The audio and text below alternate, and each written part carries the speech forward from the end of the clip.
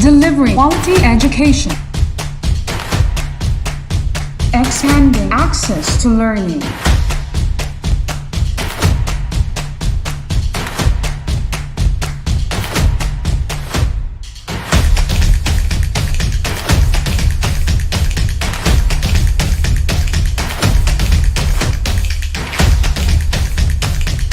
The official TV-based instruction of Tagum City.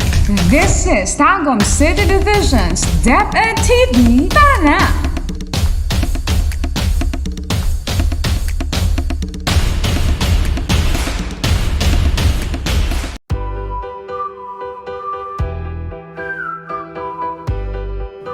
Hello students! It's me, Teacher Raya, your teacher on screen.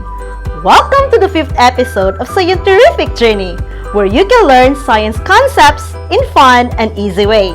So fasten your seatbelt and be ready to explore the wonders of Science 9, only here at Salida La Filipina TV.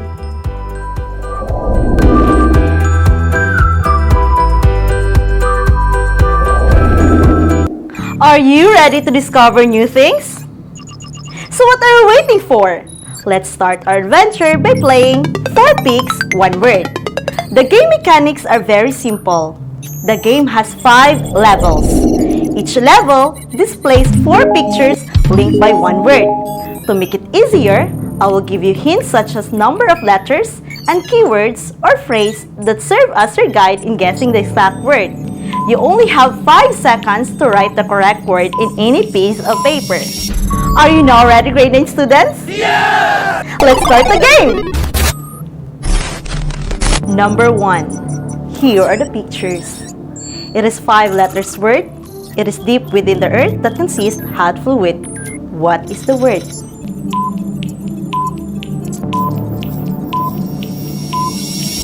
Awesome! The word is magma. Number 2. Here are the pictures. It is 11 letters word. It's a degree of hotness or coldness and measured with the use of thermometer. What's the word?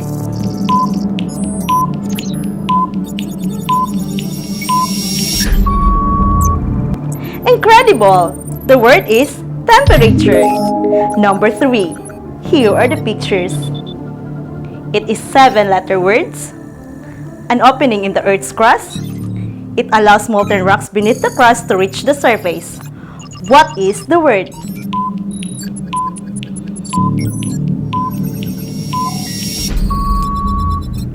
Excellent! The word is volcano. Number 4. Here are the pictures. It is 9 letters word. It refers to the material's resistance to flow and describes as liquid, thickness, and stickiness. What is the word?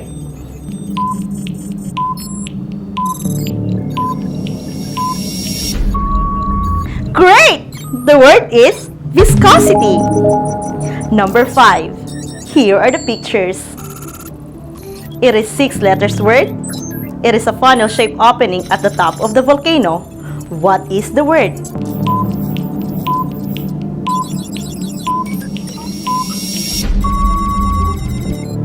Amazing! The word is crater. Brilliant! I know you got all the items correctly. I'm happy to know that you can still recall important scientific terms which you learned from your previous level. Come on, students! Let us know our lesson objectives.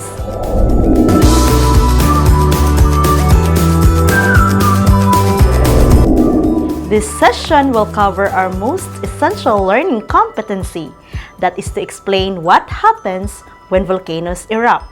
Specifically, you will learn the following lesson objectives. First, explain what causes volcanoes to erupt. Second, discuss the nature of volcanic eruption.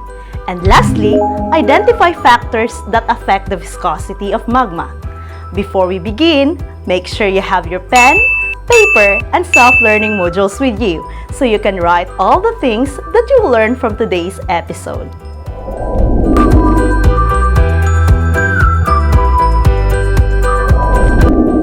Whether you are in the depths of the volcano or at the highest peak of the mountain, There are many words to explain volcanoes. From your previous lesson, you have learned that volcanoes are vent, hills, or mountains from which molten or hot rocks with gaseous material have been ejected. You also learned that volcanoes usually have a summit, slope, and base. At the summit, there is an opening which may be either a crater or a caldera.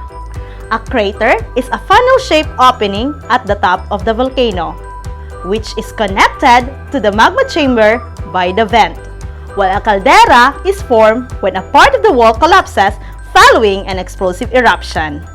Let's explore more! Now students, please open your self-learning module to page 6, module 2. Are you ready to begin our quest towards the center of the volcanoes?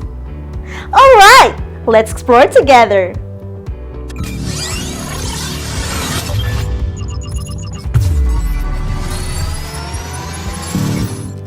Have you ever witnessed a volcanic eruption? What it looks like? Do you know the reason why it erupts? Earthquakes and volcanic activities are common in the Philippines, which lies along the Ring of Fire, a zone of major seismic activity, where one of the world's most active fault lines are located. Last January 12, 2020, the Taal volcano in the Philippines awoke from 43 years of being quiet and began to spew gases, ash, and lava into the air. In a few days and weeks, the eruption dropped a layer of unusual wet, heavy ash on the surrounding landscape, weathering vegetation, and turning the lush field and forest of Volcano Island a ghostly gray. Let's discuss what are those factors that cause volcanoes to erupt. Deep within the earth is so hot that some rocks slowly melt and become a thick flowing substance called magma. Since it's lighter than solid around it, magma rises and collects in magma chambers. Eventually, some of the magma pushes through vents and fissures to the Earth's surface. Magma that has erupted is called lava. Some volcanic eruptions are explosive and others are not.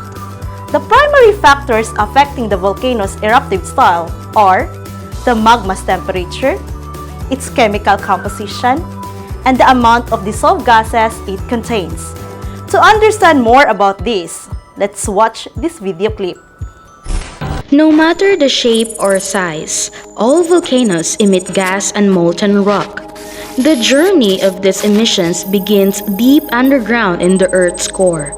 The core, which can burn as hot as the surface of the sun, transfers heat to the surrounding rocky mantle. In doing so, the heat melts some of the rock.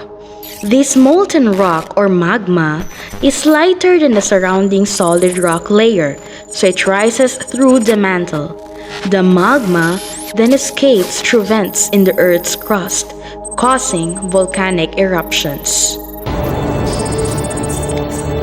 Now above ground, this magma is referred to as lava, and it can reach to the temperature of over 2,000 degrees Fahrenheit. In addition to lava, volcanoes may erupt with searing high gas formed in the mantle, in the phenomenon called pyroclastic flow.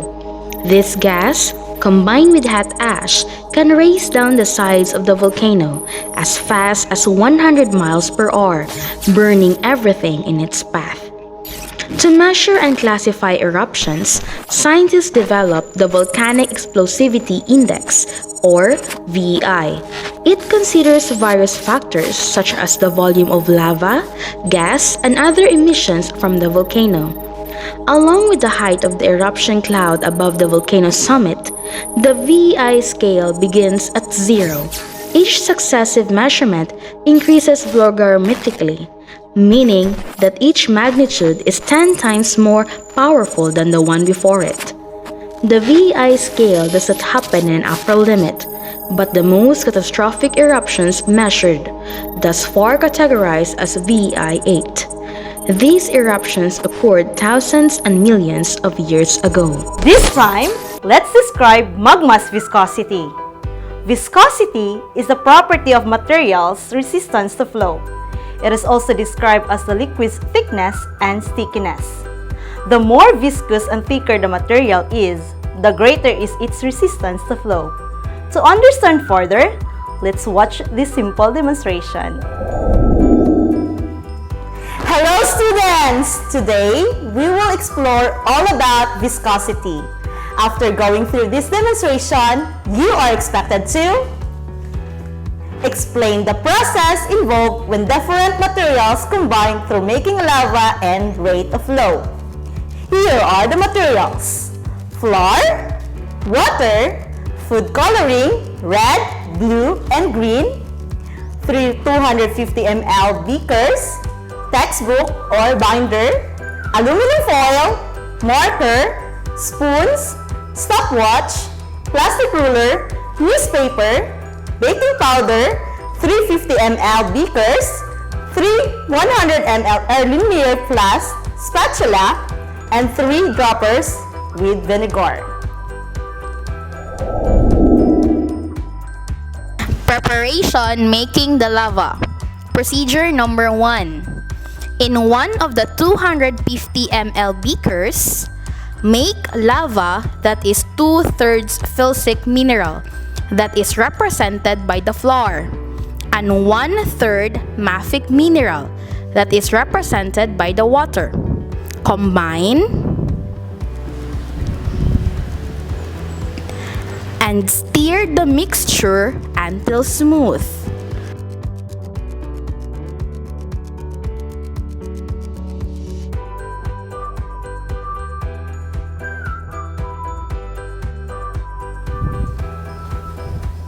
Color this lava with red food coloring.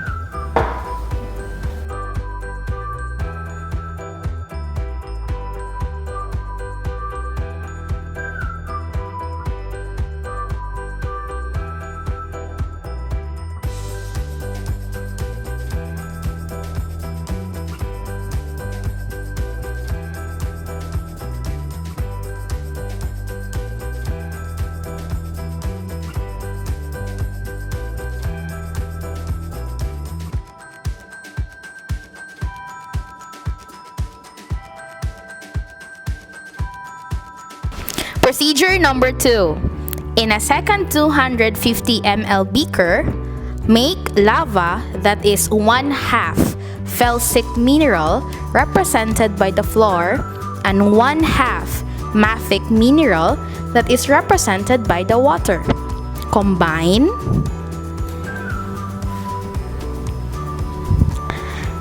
and stir the mixture until smooth.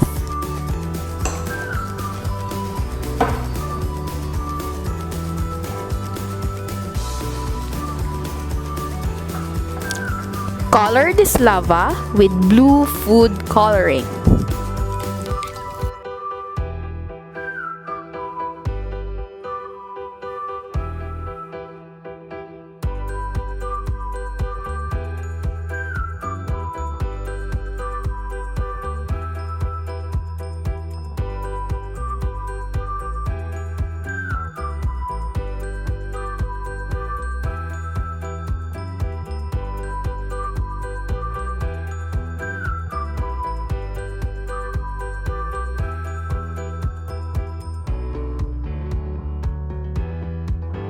Procedure number 3. In the third 250 ml beaker, make lava that is 1/3 felsic mineral that is represented by the flour and 2/3 mafic mineral that is represented by the water. Combine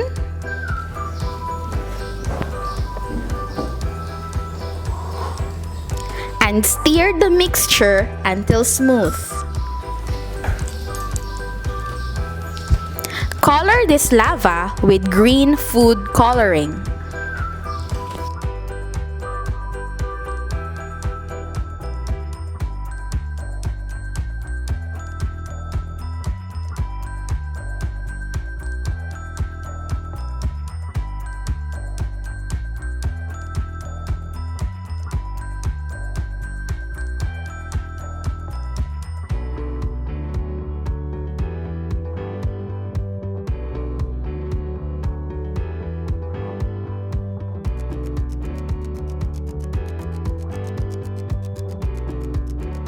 So these three 250 ml beakers are all example of lava. Now let's move on to the rate of flow. Procedure number 1. Set up a ramp at your table using a binder or textbook. Cover your textbook with aluminum foil to keep it from getting dirty. Extend the foil past the book onto the table. Number 2. Near the top of your ramp, mark 3 separate starting lines using the marker. Number 3. Collect a spoonful of each type of lava.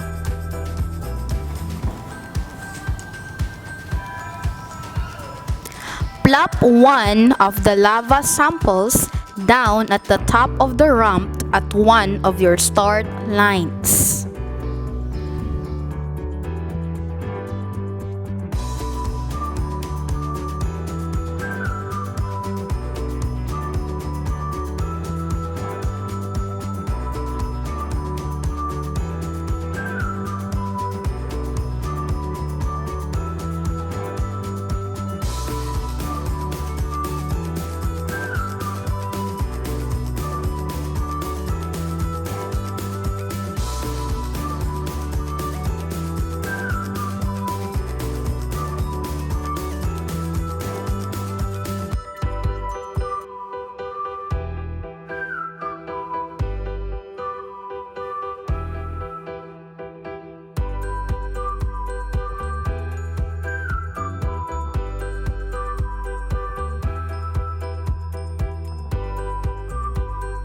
Plop one of the lava samples down.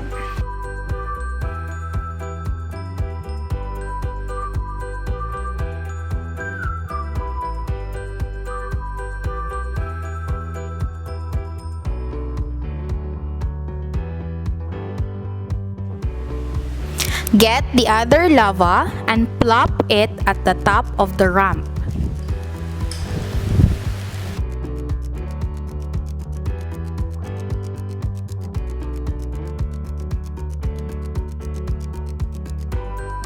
Observe the flow of each lava.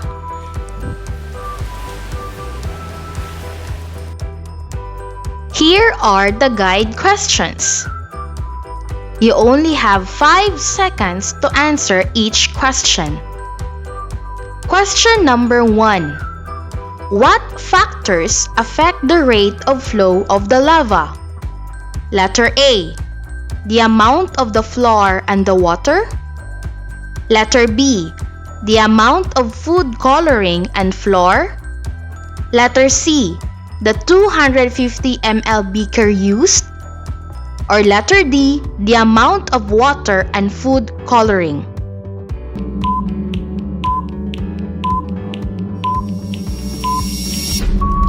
The correct answer is letter A. The amount of the flour and the water. Question number 2. What happens to the viscosity if the lava flows quickly? Letter A. Higher. B. Lower. C. It doesn't matter. Or letter D. Not enough information.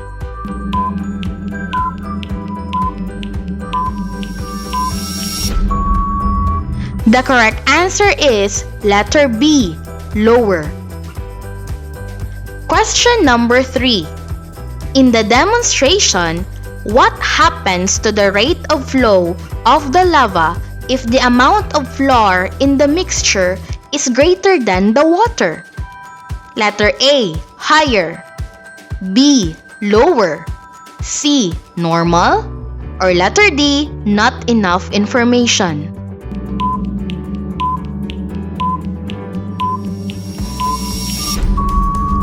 The correct answer is letter A. Higher. Let's proceed with the 3 factors that affect the viscosity of magma. First, let's look into how temperature of magma affects its viscosity. The viscosity of magma decreases with temperature. The higher the temperature of magma is, the lower is its viscosity. As lava flows, it cools and begins to harden. Its ability to flow decreases and eventually it stops. Second, let's look at how the composition of magma affects its viscosity. Magma with high silica content are more viscous than those with low silica content. The magma that contains less silica is relatively fluid and travels far before solidifying. In this case, if magma is thin and runny, gases can escape easily from it. When this type of magma erupts, it flows out of the volcano. Lava flows rarely kill people because they move slowly enough for people to get out of their way. If magma is thick and sticky, gases cannot escape easily. Pressure builds up until the gases escape violently and explode. In this type of eruption, the magma blasts into the air and breaks apart into pieces called tephra. Tephra can range in size from tiny particles of ash to house-sized boulders. Explosive volcanic eruption can blast out cloud of hot tephra from the side or top of the volcano. These fiery clouds race down mountainsides, destroying almost everything in their path. Ash erupted into the sky falls back to the earth like powdery snow. If thick enough, blanket of ash can suffocate plants, animals, and humans. Third factor that affects magma's viscosity is the amount of gases contained in the magma. Gas, mainly water vapor dissolved in magma, tends to increase its ability to flow. Therefore, in near-surface environment, the loss of gases makes magma more viscous, forming a dome or a columnar. According to the Philippine Institute of Volcanology and Seismology, or PHIVOLCS, there are other volcanic hazards that are directly associated in the eruption, such as pyroclastic density, currents, or PDCs, lateral blast, and volcanic gases. Pyroclastic density currents, or PDCs, are mixtures of fragmented volcanic particles or pyroclastic, hot gases, and ash that rush down the volcanic slopes or rapidly outward from the source vent at high speeds. PDCs are the most lethal of all volcanic hazards and can cause incineration, asphyxiation, abrasion, dynamic pressure impact, and burial in hot volcanic material. The lateral blasts are laterally directed thrusts of hot gas and ash that can be generated from an exploding dome on the summit vent or inside the edifice when sudden mass failure of volcanic flanks occur. The volcanic gases form a dissolved component of magma that is released to the atmosphere in large quantities during eruptions. The principal volcanic gases are water vapor, hydrogen sulfide, sulfur dioxide, carbon dioxide, carbon monoxide, hydrogen chloride, and hydrogen fluoride. Minor amounts of nitrogen, methane, argon, and helium can also be gassed from magma.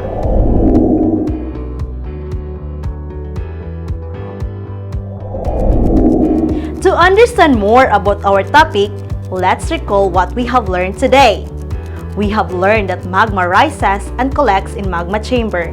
We also learned the primary factors affecting the volcano's eruptive style. These are the magma's temperature, its chemical composition, and the amount of dissolved gases. We defined also that viscosity is the property of the material's resistance to flow. And lastly, there are other volcanic hazards that are directly associated in the eruption. These are pyroclastic density currents, lateral blast, and volcanic gases.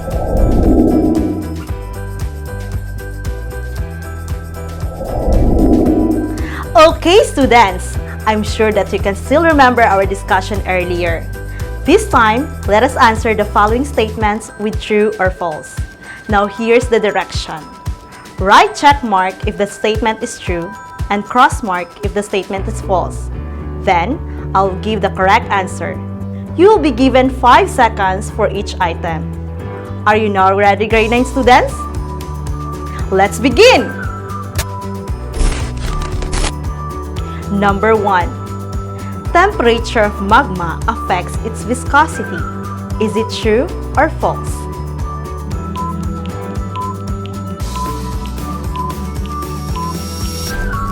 Correct! The answer is true. Number 2. The lower the temperature of magma is, the lower is its viscosity. Is it true or false?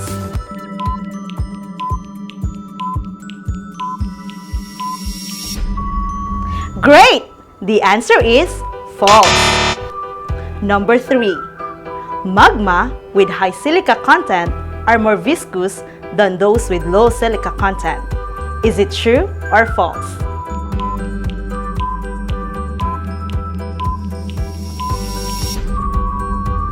Amazing! The answer is true. Number 4. The magma that contains more silica is relatively fluid and travels far before solidifying. Is it true or false?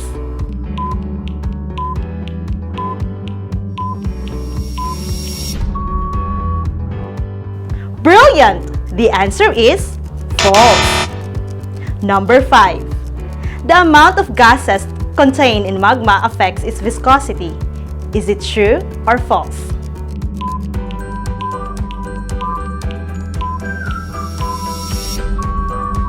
Exactly! The answer is true. Good job, students! I know you were able to answer the test correctly. You may read and answer the activity on Let Us Enhance on page 15 and complete the Venn diagram on Let Us Reflect on page 16. Got it? Way to go! Hope that you have learned something new today. Thank you so much for joining, and please make sure to be with us in the next episode only here at Salida La Filipina TV. In collaboration with Epet TV, tara na! Again, this is Teacher Rhea, reminding you all that during volcanic eruption, be alert, expect the unexpected.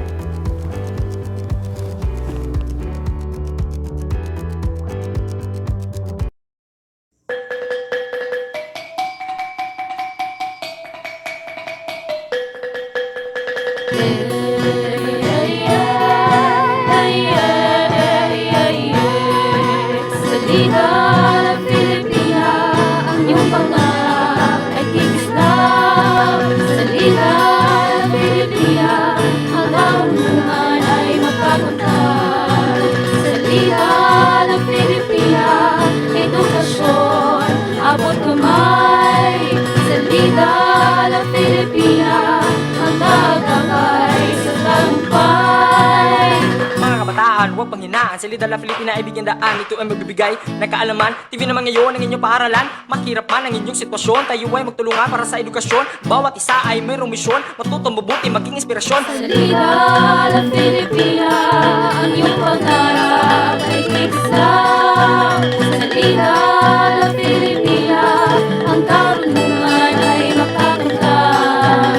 Salida la Filipina, edukasyon, abot kamay. Salida la Filipina, ang gagabay sa tagumpay. Ay, ay, ay, ay, ay, ay, ay.